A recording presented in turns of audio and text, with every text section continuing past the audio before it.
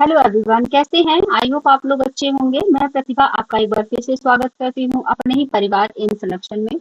आज हम लोग यहाँ पर पढ़ने वाले हैं हायर एजुकेशन का जो हमारे और टॉपिक बचे हुए हैं। यहाँ पे हम लोग पढ़ेंगे आज मध्यकालीन भारत में शिक्षा की व्यवस्था कैसे रही है, इसके बारे में पढ़ेंगे, है ना। हमारा हमने एशियंट को कवर कर लिया है कि हमारे जो प्राचीन भारत में शिक्षा व्यवस्था कैसे रही है, उसको हम लोगों ने कवर कर लिया है। तो आज हम लोग यहाँ पर पढ़ने वाले हैं कि जो हमारा मध्यकालीन भारत में किस तरीके से शिक्षा व्यवस्था रही है ना। तो अच्छा, शिक्षा व्यवस्था के विकास की अगर हम बात करें तो इनके तीन कालखंड है प्रमुख। एक आपका मध्यकालीन भारत में संस्कृत समन्वय और प्रारंभिक संस्थाएं कैसी रही। फिर यहाँ पर ब्रिटिश नींव की बात करेंगे कि 1800 से लेकर 1854 तक का औपनिवेशिक नीतियां, अंग्रेजी का जो अंग्रेज लोग आए थे उनका प्रवेश, है ना, मैग्ना कार्टा, ये सब चीजों की बात हम यहाँ पर करेंगे। फिर इसके बाद हम लोग यहाँ पे सुधार और राष्ट्रीयता यानी कि 1882 से 1944 तक का जो भी पीरियड रहा है, इस टाइम पे हमारी शिक्षा व्यवस्था को किस तरीके से कवर किया गया, ये सारी चीजें हम लोग यहाँ पर कवर करने वाले हैं, है ना, इस लेक्चर में। तो ये आपका इम्पोर्टेंट है, तो आप लोग अपना आराम से इसको पढ़िएगा। अगर आपको कोई चीज समझ में नहीं आती है तो मैंने टेलीग्राम चैनल पे ऑलरेडी बता रखा है कि आप मुझसे वहां पे एग्जाम से रिलेटेड या अपने टॉपिक से रिलेटेड अगर आप मुझे 10 बार पूछेंगे, अगर आप मुझे रात के 12 बजे मैसेज करेंगे तो भी मैं रिप्लाई दूंगी। क्या आप अपने, अगर आपका कोई टॉपिक आपको नहीं समझ में आ रहा है, आपको कोई डाउट है कि ये टॉपिक आपका क्लियर नहीं हो रहा है, या आपको कोई क्वेश्चन समझ में नहीं आ रहा है ना, आपको गाइडेंस की नीड है, तो मैं उस पर रिप्लाई करूंगी। इवन मैं जूम सेशन भी कोशिश करूंगी कि आने वाले टाइम पे लूं, ठीक है। लेकिन आपका क्या, आपके एग्जाम से रिलेटेड आपकी क्वेरी होनी चाहिए। आप पर्सनल चीजें पूछेंगे तो फिर पर्सनल पे मैं अवेलेबल नहीं रहूंगी। तो आप लोग की कोई क्वेरी होती है तो प्लीज आप मुझे कमेंट करिए। यूट्यूब पे कमेंट कर सकते हैं या फिर आप मुझे टेलीग्राम चैनल पे ज्वाइन कर लें। वहां से आप मुझे कमेंट करेंगे तो मैं जरूर रिप्लाई दूंगी, है ना। कुछ बच्चों को मैं रिप्लाई देती रहती हूँ तो उन्हें पता होगा कि मैं एक्टिव कितना हूँ अपनी क्लासेस को लेकर। तो मैं अगर एक्टिव हूँ तो आप लोग भी फटाफट एक्टिव हो जाइए, है ना। और अभी तक अगर चैनल को सब्सक्राइब नहीं किया है तो प्लीज चैनल को सब्सक्राइब कर लें, अपने बेल आइकन को प्रेस कर लें, जिससे जो भी लेटेस्ट वीडियो है वो आप तक पहुंच जाए और इसका आप लोग लाभ उठा सके, और अपने दोस्तों के साथ भी शेयर कर दें जिससे आपके दोस्त भी इसका क्या करें, लाभ उठा सके। तो चलिए आज हम लोग यहाँ पे बात करेंगे किसकी, मध्यकालीन भारत में किस तरीके से सांस्कृतिक समन्वय रही है, प्रारंभिक संस्थाएं कैसी रही हैं, इनके बारे में हम लोग यहाँ पे कवर करने वाले हैं। देखिए यहाँ पर क्या थी, दो क्या थी, संस्थाएं थी। जैसे आपकी बात करें तो यहाँ पे राजवंशों का योगदान कैसे रहा है, और इस्लामी शिक्षा प्रणाली कैसी आरंभ हुई, कैसे उसका उसका उत्सर्जन हुआ, है ना। ये सारी चीजें हम यहाँ पे कवर करेंगे। तो यहाँ पे हम पहले क्या करते हैं, राजवंशों के बारे में देख लेते हैं। मध्यकाल के दौरान कई राजवंशों का क्या हुआ, उदय होगा।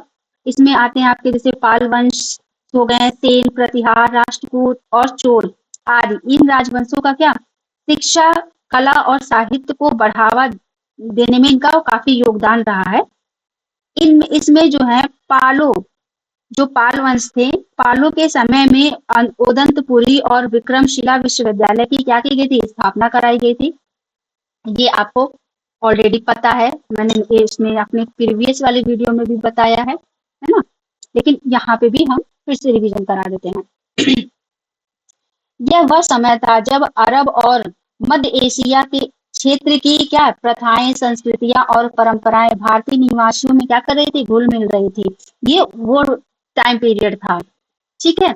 इसी काल में लगभग क्या 1000 ईस्वी में कौन आते हैं, महमूद गजनी, और 1175 ईस्वी में मोहम्मद गौरी भारत में आते हैं और क्या करते हैं, हिंदुओं और बौद्ध शिक्षा केंद्रों को क्या करते हैं, क्षति पहुंचाते हैं। बहुत पहुंचाई इन लोगों ने क्षति, है ना।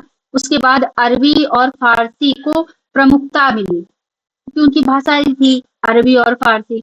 और मुस्लिम शिक्षा प्रणाली अस्तित्व में आई। जब मोहम्मद गौरी और गजनी आते हैं तो इनका क्या होता है, इनका धीरे धीरे हिंदू और बौद्ध जो हमारी शिक्षा प्रणाली थी इनमें धीरे धीरे क्षति पहुंचने लगी और इन्होंने अपनी जो इस्लामिक शिक्षा प्रणाली थी उसको क्या किया, अस्तित्व में लेकर आए और अरबी और फारसी को क्या किया, प्रमुखता बना दी। ठीक है। दिल्ली सल्तनत के दौरान द्वारा हिंदू को क्या किया, जो दिल्ली सल्तनत के द्वारा उर्दू शब्द जो है उसको क्या किया गया, लोकप्रियता दी गई, यानी कि लोकप्रियता बनाई गई कि यहाँ पर उर्दू जो है वो हमारा क्या है, उसको लाइक किया गया, है ना। मुस्लिम शिक्षण संस्थान मस्जिदों से संलग्न होते थे और इसमें शिक्षा की प्रणाली इस्लामिक सिद्धांतों, नियमों और सामाजिक परंपराओं पर क्या होती थी, आधारित होती थी। ठीक है। दिल्ली सल्तनत और मुगल शासक के दौरान शिक्षा को क्या, राज्यों से क्या होता था, संरक्षण प्राप्त होता था। मुस्लिम शासकों ने सभी को शिक्षा प्रदान करने हेतु कई क्या किए, मकतबों, मदरसों और पुस्तकालयों का क्या करवाया था, निर्माण भी करवाया था, है ना, जिससे उन्हें क्या हो, शिक्षा आसानी से मिल सके। मुस्लिम शासक काल के दौरान जो हमारी शिक्षा के क्षेत्र थे में धार्मिक, व्यावसायिक और तकनीकी शिक्षा का क्या विकास भी हुआ। ठीक है। मुगल शासकों ने विभिन्न विषयों में स्नातकोत्तर यानी कि पोस्ट ग्रेजुएशन और यहाँ पर उन्नत अध्ययन के लिए कई संस्थाओं की स्थापना कराई, जहां अध्ययन हेतु कई शाखाओं का निर्माण करवाया। जैसे आपका गणित हो गया, ज्यामितीय हो गया, खगोल विज्ञान, भौतिक दर्शन यानी कि फिलोसफी की बात कर लें, हिस्ट्री की बात कर लें, है ना, साहित्य हो गया, ये सब क्या है, इन सब का इन्होंने क्या किया, स्थापना कराई, जिससे विभिन्न क्षेत्रों में लोग अपना अध्ययन करें और अपना योगदान दें। ठीक है। लेकिन औरंगजेब की मृत्यु के पश्चात मुगल साम्राज्य का और धर्म पर क्या है, आधारित शिक्षा व्यवस्था को समाप्त कर दिया गया। जब आपका औरंगजेब की मृत्यु होती है उस टाइम से ही आपका उनका क्या, मुगल साम्राज्य को धीरे धीरे क्या गया, जो उनकी शिक्षा व्यवस्था थी उससे धीरे धीरे क्या किया गया, समाप्त हो गई। ठीक है। तो ये आपका क्या है, ये आपका एक मध्यकालीन की बात कर लेते हैं। अब यहाँ पे हम बात करेंगे आधुनिक भारत में शिक्षा व्यवस्था कैसे रही है ना। तो 1600 से 1800 में यूरोपीय कंपनियों का आगमन होता है, औपनिवेशिक शिक्षा प्रणाली की नींव रखी जाती है ना। तो चलिए इनके बारे में थोड़ा सा देखते हैं कि किस तरीके से रही है। उच्च शिक्षा की पारंपरिक शैली में बड़े परिवर्तन कब आए थे, यूरोपियनों द्वारा 1600 में जब प्रारंभ हो गया था। अंग्रेजों ने 1800 ईस्वी तक आते आते ईस्ट इंडिया कंपनी के तहत भारत में अधिकांश हिस्सों पर सफलतापूर्वक नियंत्रण कर लिया था और उच्च शिक्षा का क्या किया था, औपनिवेशिक प्रणाली की स्थापना की, जो निरंतर चलती आ रही है अभी भी। भारत में अंग्रेजी उच्चतर जो शिक्षण संस्थान की शुरुआत कहाँ से की गई, कलकत्ता से की गई। हमेशा ये याद रखिएगा, कहाँ से की गई, तो कलकत्ता से। ठीक है। और कब की गई थी, तो ये आपकी की गई थी 1817 में। ठीक है। हिंदू कॉलेज की स्थापना की गई, कलकत्ता में क्या हुआ, एक हिंदू कॉलेज की स्थापना के साथ साथ शुरू हुई। इस समय वायसराय लॉर्ड मैकाले की अनुशंसा के आधार पर 1857 में लंदन विश्वविद्यालय की शैली यानी कि जो ब्रिटिश शैली पर कलकत्ता, बम्बई, मद्रास विश्वविद्यालय की स्थापना की गई। जब आपका 1857 में ब्रिटिश शैली को आधार बनाते हुए ये 3 जगहों पर लंदन विश्वविद्यालय शैली पर क्या थी आधारित, कलकत्ता, मद्रास, बम्बई में क्या किया गया, विश्वविद्यालय की स्थापना की गई। ठीक। अब यहाँ पे बात कर लेते हैं तो वर्ष क्या है 1918 में हैदराबाद के निजाम ने उस्मानिया विश्वविद्यालय की स्थापना की, है ना? जिसमें उच्च शिक्षा का माध्यम उर्दू को बनाया। और वर्ष जो है 1913 से 1921 के मध्य 6 आवासीय एवं शिक्षण समृद्ध विश्वविद्यालय की स्थापना की गई। सर सैयद अहमद द्वारा वर्ष 1975 में स्थापित अलीगढ़ मुस्लिम एंग्लो ओरिएंटल कॉलेज वर्ष 1920 में, ये जो है आपका अलीगढ़ मुस्लिम एंग्लो ओरिएंटल कॉलेज है, जो 1857 में स्थापित किया गया था, ये वर्ष 1920 में अलीगढ़ मुस्लिम विश्वविद्यालय में कन्वर्ट कर दिया गया था, यानी कि उसको अलीगढ़ मुस्लिम विश्वविद्यालय बना दिया गया, उसका नाम, ठीक है, परिवर्तन कर दिया। फिर वर्ष 1925 में स्थापित इंटर यूनिवर्सिटी बोर्ड का नाम परिवर्तन कर भारतीय विश्वविद्यालय संघ कर दिया गया। इसके साथ इसके अंतर्गत सभी विश्वविद्यालयों के मध्य शैक्षिक, सांस्कृतिक और संबंधित क्षेत्रों में विषय में सूचना का क्या आदान प्रदान किया जाने लगा। ठीक है, क्लियर हो रहा है? अगर कोई डाउट होता है तो आप लोग जरूर बताइएगा मुझे।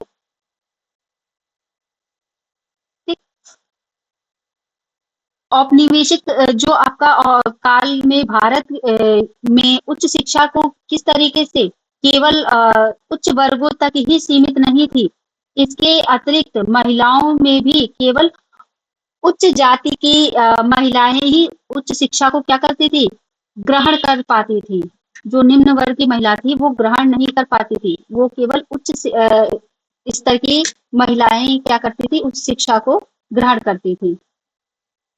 इसके बाद जब हमारा स्वतंत्रता के बाद भारत में जो उच्च शिक्षा का विकास हुआ, यहाँ पर से चीजें थोड़ी थोड़ी हमारी बदलाव शुरू हुई, है ना? तो यहाँ पे कुछ चार्टर आए, है ना? अब देख लेते हैं। जैसे हमारे भारत में आधुनिक शिक्षा प्रणाली का विकास ब्रिटिश सत्ता की स्थापना के पश्चात प्रारंभ हुआ, जिसमें ब्रिटिश कालीन अधिनियम, रिपोर्ट एवं आयोग का महत्वपूर्ण योगदान भी रहा है, जिसका विवरण आपको ये 1813 के चार्टर एक्ट, 1817 हो गया, 1823, ये सारी चीजें इसमें कवर करते हैं। 1813 का जो चार्टर अधिनियम है, इसमें क्या है कि ब्रिटिश भारत में वैज्ञानिक ज्ञान का प्रसार क्या हुआ, प्रारंभ हुआ। और इसके अंतर्गत भारत में ईसाई मिशनरियों को भारत में आने अपने धर्म के प्रचार की अनुमति दी। नहीं समझ में, फिर से चलो समझाते हैं।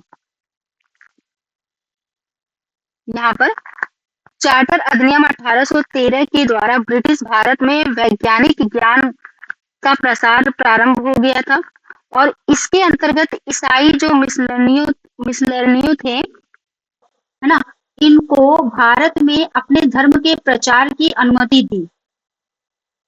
इसके परिणाम स्वरूप जो 1817 में कलकत्ता में हिंदू कॉलेज की स्थापना की गई, जो बाद के दिनों में 1855 में प्रेसिडेंसी कॉलेज बना दिया गया। फिर इसके बाद आपके बात कर लेते हैं, तो यहाँ पे आ जाते हैं कि एल्फिंस्टन रिपोर्ट 1823 की आती है। तो इसमें जो है जिला परीक्षा अधिकारियों की नियुक्ति और शिक्षकों के प्रशिक्षण की अनुशंसा के बारे में बताया गया, की गई। जैसे 1834 में बम्बई में एल्फिंस्टन संस्थान की स्थापना की गई, जिसका कार्य उच्च शिक्षा क्षेत्र में नए घटनाक्रम को क्या करना था, शामिल करते हुए शिक्षण कार्य निर्धारित करना था कि किस तरीके से जो हमारी शिक्षा व्यवस्था है कार्य करेगी। ये सारी चीजें इनको देख रेख करने के लिए किया गया। ठीक है, और जो है इसमें एक और इम्पोर्टेंट पॉइंट है कि इसे उच्च शिक्षा के बारे में पहली नीति के रूप में भी जाना जाता है। ये जो आपका 1823 का एल्फिंस्टन रिपोर्ट है इसको, ठीक है। फिर यहाँ पर अगर हम बात करते हैं तो मैकाले रिपोर्ट आ जाती है ना 1835 में।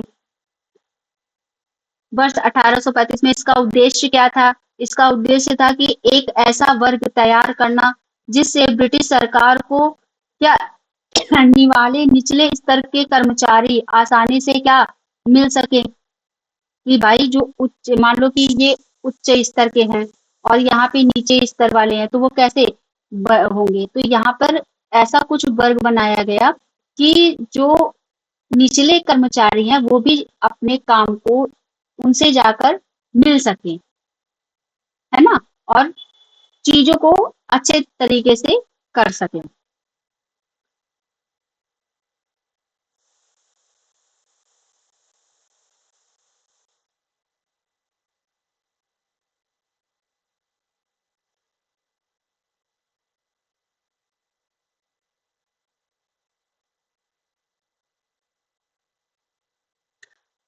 अच्छा मैकाली जो रिपोर्ट में पाश्चात्यवादी अंग्रेजी शिक्षा का समर्थन किया गया। इसका उद्देश्य भारतीयों को एक ऐसा वर्ग तैयार करना था जिसके औपनिवेशिक सरकार को निचले वर्ग के कर्मचारी से कर्मचारी मिल सके, ठीक है। ये था जिससे कि ब्रिटिश सरकार का शासन आसान हो सके और इस रिपोर्ट ने भारत की परंपरागत देशीय शिक्षा प्रणाली को ब्रिटिश शिक्षा प्रणाली से क्या विस्थापित कर दिया गया। ये इसमें था जो आपका मैकाले रिपोर्ट आई थी, ठीक है। मैकाले रिपोर्ट के आधार पर तत्कालीन governor general Lord William Bentinck ने 1837 में अंग्रेजी को जो आपकी सरकारी भाषा क्या किया इन लोगों ने बना दिया, ठीक है। सरकारी नौकरियों के लिए अंग्रेजी भाषा को अनिवार्य भी कर दिया था उस टाइम पे। और जो अभी धीरे धीरे अब तो हमारे यहाँ पे भी जो है कि अगर आपको अंग्रेजी आती है तो आपका लेवल ऊपर है। ये आज भी ये चीजें चलती आ रही हैं, है ना।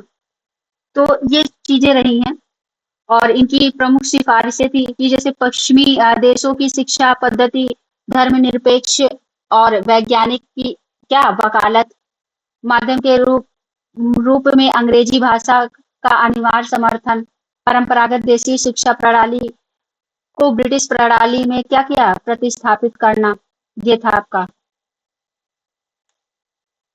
यहाँ पे बात करेंगे फिर क्या भारतीय शिक्षा का मैग्ना कार्टा इसे कहा गया। वुड डिस्पैच यानी कि 1854 का जो वुड डिस्पैच आया था इसी को ही भारतीय शिक्षा का मैग्ना कार्टा भी कहा जाता है, ठीक है। चलिए अब इनको देख लेते हैं। बोर्ड ऑफ कंट्रोल के अध्यक्ष जो थे चार्ल्स वुड की अध्यक्षता में भारत में उच्च शिक्षा के विकास के लिए एक क्या किया गया समिति का गठन किया गया जो इस समय चार्ल्स वुड के नाम से क्या वुड डिस्पैच कहा जाता है। उन्हीं के नाम पर ही ये बना और इसीलिए वुड डिस्पैच कहा जाता है। यह जो उच्च शिक्षा के विषय पर पहली नीति है भारतीय शिक्षा का मैग्ना कार्टा भी इसे ही कहा जाता है ना। वुड डिस्पैच की जो प्रमुख अनुशंसाएं थी उसको हम लोग थोड़ा देख लेते हैं कि क्या क्या थी। सरकार पाश्चात्य शिक्षा दर्शन विज्ञान कला और साहित्य का प्रसार करे, ये था, है ना। जो इनकी इसमें जो प्रमुख सिफारिशें थी इसकी बात यहाँ पर हो रही है। फिर यहाँ पर बात हुई कि शिक्षक प्रशिक्षण संस्थाओं की स्थापना और महिलाओं में जो शिक्षा को क्या है प्रोत्साहन देना यानी कि महिलाओं के अंदर महिला को क्या है शिक्षा को प्रोत्साहन देना था कि मतलब ज्यादा से ज्यादा वो भी क्या करें पार्टिसिपेट करें, है ना।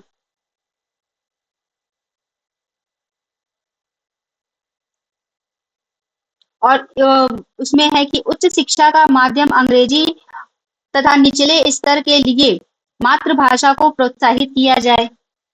ठीक है। प्राथमिक विश्वविद्यालय की स्थापना की जाए और उसके साथ जो ऊपर जिला स्तर पर एंग्लो वर्नाकुल हाई स्कूल और संबंधित कॉलेजों की क्या की जाए, स्थापना की जाए। अध्यापकों के प्रशिक्षण हेतु अध्यापक प्रशिक्षण संस्थाओं की स्थापना तथा महिलाओं को क्या किया जाए, शिक्षा को प्रोत्साहन देना। ये आपका हो गया है ना, जिससे भाई आप पढ़ाने जा रहे हैं तो क्या है, आपके अंदर भी वो काबिलियत होनी चाहिए। ठीक है। वुड डिस्पैच की अनुशंसा के आधार पर 1857 में ब्रिटिश भारत में बंबई, कलकत्ता और मद्रास विश्वविद्यालय की स्थापना की गई, इन्हीं के अनुशंसा पर। ठीक है। जैसे आप यहाँ पे बात करें तो ये तो आपका रहा है मैग्ना कार्टा वुड डिस्पैच का। यहाँ पे हम बात करेंगे अब जो हमारी प्राथमिक शिक्षा पर पुनर्विचार किया गया हंटर आयोग कि ये कब आया था, ये 1882 से 1883। ठीक है। तो इसमें हम लोग बात करेंगे कि क्या था, वुड डिस्पैच के बाद प्रगति का मूल्यांकन लॉर्ड रिपन द्वारा गठित किया गया था। ठीक है। तो लॉर्ड रिपन ने क्या किया था, चलिए इनके बारे में देख लेते हैं। जो 1854 के बाद शिक्षा के क्षेत्र में कई प्रगति के मूल्यांकन के लिए 1882 में लॉर्ड रिपन ने डब्ल्यू हंटर की अध्यक्षता में एक आयोग का गठन किया जिसका कार्य प्राथमिक शिक्षा का प्रसार के लिए उपाय बताना था। कि मतलब जो प्राथमिक शिक्षा है इसको कैसे ज्यादा से ज्यादा हम इसे क्या करें, प्रसार प्रचार कर सके। तो ये आप उपाय बताएं, टेक्निक बताएं। ये उन्होंने एक समिति का गठन किया या आयोग कह सकते हैं कि आयोग का गठन किया। इस आयोग ने प्राथमिक शिक्षा को महत्व देते हुए कहा कि प्राथमिक शिक्षा स्थानीय भाषा और उपयोगी विषयों में हो। इसका नियंत्रण जिला और नगर बोर्डों को सौंप दिया जाए, जिससे उच्च शिक्षा संस्थाओं के संचालन से सरकार को क्या हट जाना चाहिए। इसके स्थान पर सरकार को कॉलेज के लिए वित्तीय सहायता तथा विशेष क्या अनुदान निर्धारित करना चाहिए। इसमें इन्होंने जो आयोग बनाया था, इन्होंने इसमें ये चीजें मेंशन की। इस आयोग में जो कुछ सिफारिश भी लिखी हुई थी, है ना, तो ये आपकी कुछ सिफारिशें रही हैं। अब देखते हैं कि इसमें क्या क्या सिफारिश रही हैं। आयोग ने प्रेसिडेंसी नगरों के साथ साथ अन्य स्थानों पर महिला शिक्षा को बढ़ावा देने के लिए कहा, है ना। उसके बाद हाई स्कूल में प्रवेश परीक्षाओं के अतिरिक्त व्यापारिक एवं व्यावसायिक शिक्षा की भी व्यवस्था करना है। ये भी इन्होंने बोला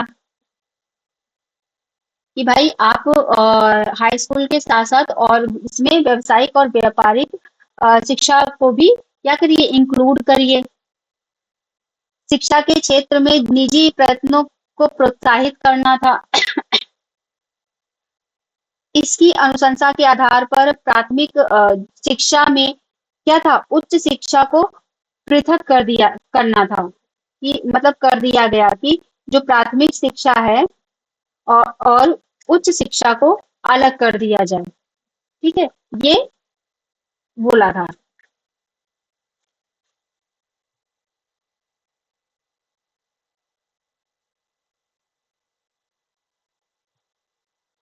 अब यहाँ पे आता है आपका कि उच्च शिक्षा की गुणवत्ता की जांच विश्वविद्यालय जो आपका आयोग है 1902 में लॉर्ड कर्जन द्वारा थॉमस रैले की अध्यक्षता में स्थापित किया गया। इसका उद्देश्य था विश्वविद्यालय की स्थितियों की जांच करना और इसके कार्य में क्या करना, सुधार लाना था।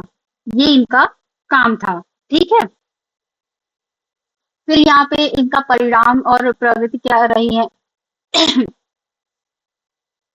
इसके बारे में देख लेते हैं।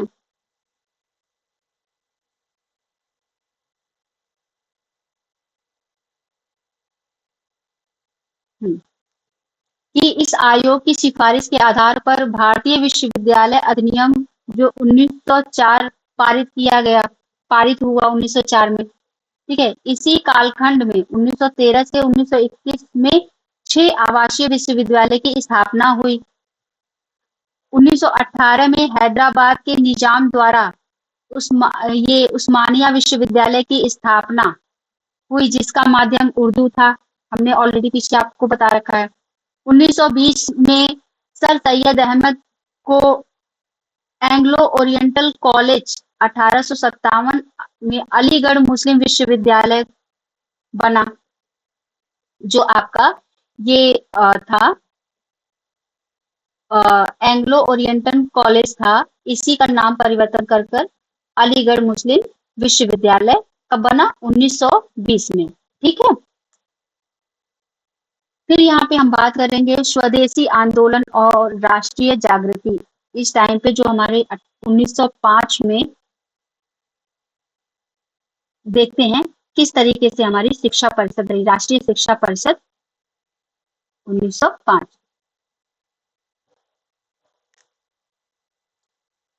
वर्ष 1905 में जो है बंगाल विभाजन के बाद स्वदेशी आंदोलन के दौरान राष्ट्रवादी नेताओं द्वारा जो हमारी राष्ट्रीय शिक्षा परिषद की स्थापना की गई, इसके साथ ही कई अन्य संस्थानों की स्थापना की।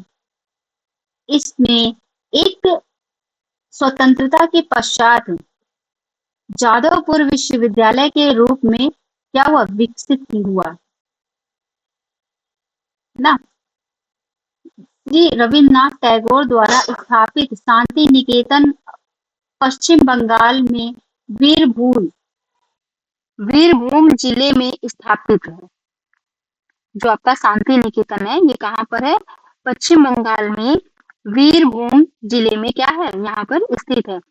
यह एक शिक्षा केंद्र है जिसका मुख्य कार्य क्या था? राष्ट्रीय भाषाओं के विकास के साथ साथ भारतीय परंपराओं एवं संस्कृत का प्रसार करना था। प्रसिद्ध समाज सुधारक गोपाल कृष्ण गोखले ने वर्ष 1910 में यह अनुशंसा की कि विश्वविद्यालयों को विश्वविद्यालय के प्रबंधन से मुक्त किया जाए और इसका प्रबंधन सरकार स्वयं करे। ये उन्होंने बोला। ठीक है,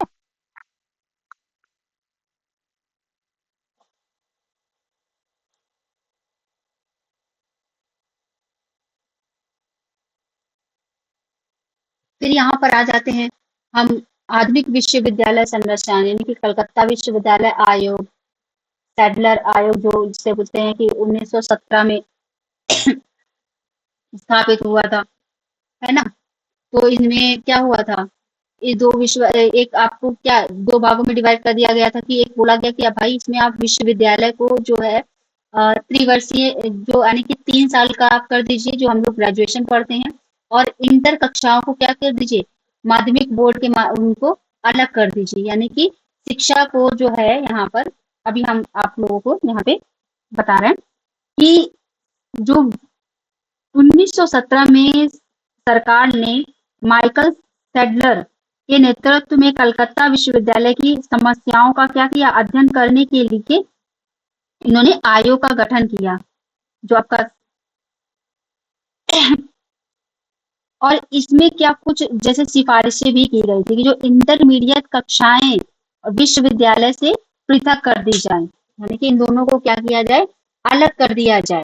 भाई इंटर आपका अलग हो गया, और जो विश्वविद्यालय यानी कि जो विश्वविद्यालय की क्लासेस हैं, जैसे आपका ग्रेजुएशन हो गया, इनको 3 साल के लिए कर दिया जाए, त्रिवर्षीय स्नातक पाठ्यक्रम किया जाए। ठीक है, इंटरमीडिएट परीक्षाओं के संचालन के लिए माध्यमिक बोर्ड का गठन किया जाए, ये भी इन्होंने मांग की। इन्होंने बोला।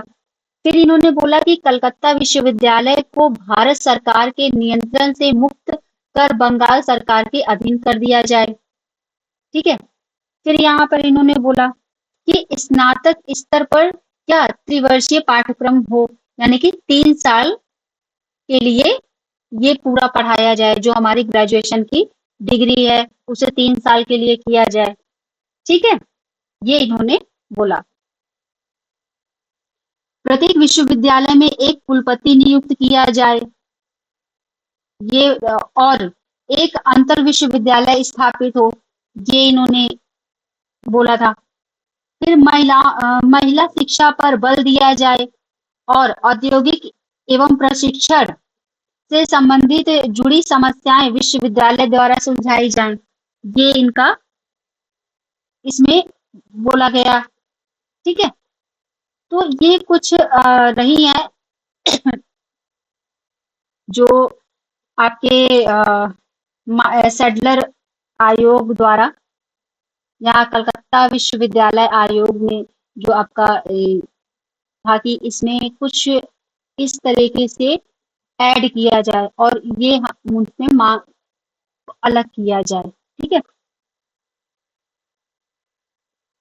आयोग की अनुशंसा के आधार पर मैसूर, पटना, बनारस, अलीगढ़, ढाका, लखनऊ और हैदराबाद में विश्वविद्यालय और उत्तर प्रदेश में एक बोर्ड ऑफ सेकेंडरी एजुकेशन की स्थापना की गई। भारत सरकार अधिनियम 1919 के अंतर्गत शिक्षा को राज्य का विषय बना दिया गया और विश्वविद्यालय को संचालन की जिम्मेदारी प्रांतों को दे दी गई। तो ये आपका इस टाइम पे हुआ। ठीक है, अब यहाँ पे बात करते हैं कि हार्टो समिति 1919 में आई, तो ये क्या थी? बेरोजगारी और शिक्षा में ठहराव, है ना। देखते हैं क्या क्या था। इनका उद्देश्य क्या था? शिक्षा के विकास पर रिपोर्ट बनाना कि किस तरीके से शिक्षा का विकास हो रहा है ना, ये सारी चीजें थी। चलिए फटाफट देख लेते हैं। ये वर्ष 1929 में सरकार ने क्या किया? शिक्षा के विकास पर रिपोर्ट देने के लिए फिलिप हार्टोग की अध्यक्षता में एक आयोग का गठन किया, जो क्या हार्टोग समिति के नाम से बना, है ना। और इसका क्या उद्देश्य था? प्राथमिक शिक्षा पर बल देना था और इसमें ग्रामीण क्षेत्रों के छात्रों को माध्यमिक स्कूल तक ही शिक्षा दी जाए और मतलब शिक्षा दी जाए, इसके बाद औद्योगिक व्यावसायिक प्रशिक्षण दिए जाएं, ये था। विश्वविद्यालयों को सुधारने के प्रयत्न किए जाएं और इन्हीं को उच्च शिक्षा मिले जो इसके क्या हो? योग्य हो, इनको ये शिक्षा मिले। ये किसमें? हार्टो समिति में बताया गया। परिणाम क्या था इनका? कि समिति के आधार पर वर्ष 1935 में केंद्रीय शिक्षा सलाहकार board, central education advisory board की क्या कही स्थापना की गई, जो वर्तमान में क्या है, यहाँ पर स्थापना की गई, है ना। अब यहाँ पे सप्रू कमेटी क्या है? चलिए सप्रू कमेटी के बारे में यहाँ पे देखते हैं। इस कमेटी की स्थापना कब हुई? 1934 में हुई। इसका मुख्य कार्य बेरोजगारी के कारणों की जांच करना था, है ना। और फिर उसका क्या था? यह कमेटी संयुक्त प्रांत सरकार द्वारा नियुक्त की गई थी, ये इसका मुख्य काम था। इतना इस टाइप के क्वेश्चंस नहीं देखने को मिले हैं, लेकिन हाँ थोड़ा, लेकिन आपको क्या है कि आपके सिलेबस में है तो आपको जानना जरूरी है। ऐसे क्वेश्चंस नहीं आए हैं, जो क्वेश्चंस है मैं आप लोगों को कवर कराऊंगी, बट क्या है कि आपके सिलेबस में है तो इसको देखना है। अब यहाँ पे जो आपका है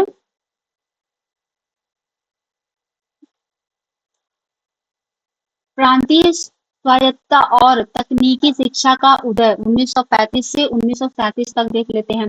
यहाँ पे भारतीय सरकार अधिनियम 1935 में क्या-क्या है? तो यहाँ पर भारत सरकार अधिनियम 1935 में प्रांतीय सरकारों का क्या है? स्वायत्तता दी गई। इस अवधि के में उच्च शिक्षा की क्या किया गया? बहुत ज़्यादा विस्तार हुआ इस टाइम पे।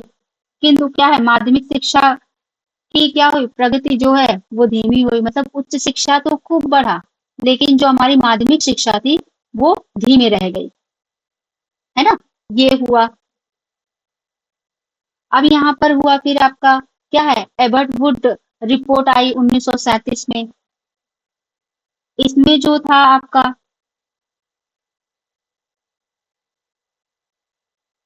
इसमें यह सिफारिश की गई कि विश्वविद्यालयों में शिक्षा का माध्यम अंग्रेजी होना चाहिए।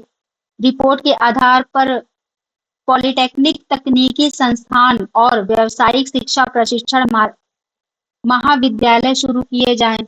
ये इस रिपोर्ट में बोला गया। ठीक है। फिर आपका आता है गांधीवादी दृष्टिकोण यानी कि वर्धा शिक्षा आयोग 1937। इसमें गांधी जी द्वारा हरिजन पत्रिका में लिखे लेखों और 1937 के अखिल भारतीय शिक्षा सम्मेलन पर क्या थी, ये आधारित थी।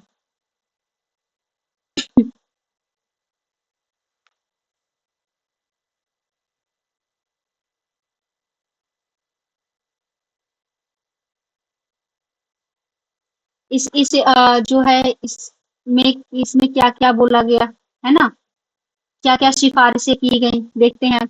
इसमें ये था कि 7 से 14 वर्ष के बच्चों के लिए निःशुल्क शिक्षा अनिवार्य किया जाए, है ना। फिर यहाँ पर इन्होंने एक और बोला कि शिक्षा के माध्यम से मातृभाषा हो, जो शिक्षा का माध्यम हो वो क्या हो, मातृभाषा हो, ताकि विद्यार्थी क्या हो, आसानी से उसे क्या स्वावलंबी बन सके, है ना, अपनी मातृभाषा को समझ सके। ये था। फिर यहाँ पर आपका एक आता है कि छात्र को उनकी रुचि के अनुसार व्यावसायिक शिक्षा मिले। अब मान लीजिए जिसको आपका क्या है कि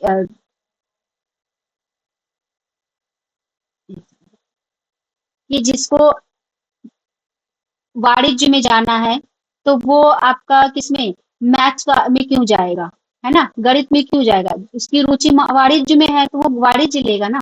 तो यहाँ पर यही बोला गया कि बच्चों के अनुसार उनको जिसमें रुचि हो, यानी कि जिसमें जिस सब्जेक्ट में उनका इंटरेस्ट हो, उस सब्जेक्ट में इनको शिक्षा मिले। ठीक है।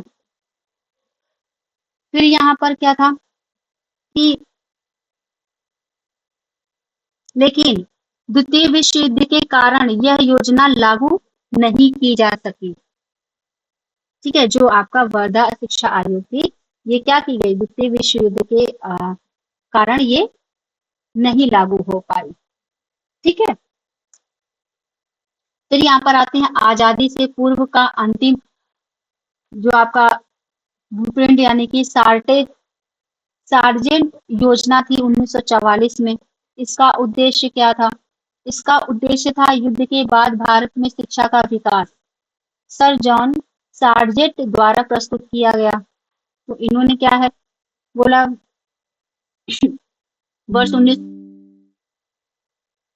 जो था आपका वर्ष 1944 में भारत सरकार के शिक्षा सलाहकार सर जॉन सार्जेंट ने शिक्षा पर एक योजना प्रस्तुत की, जिसे सार्जेंट रिपोर्ट कहा जाता है। ठीक है।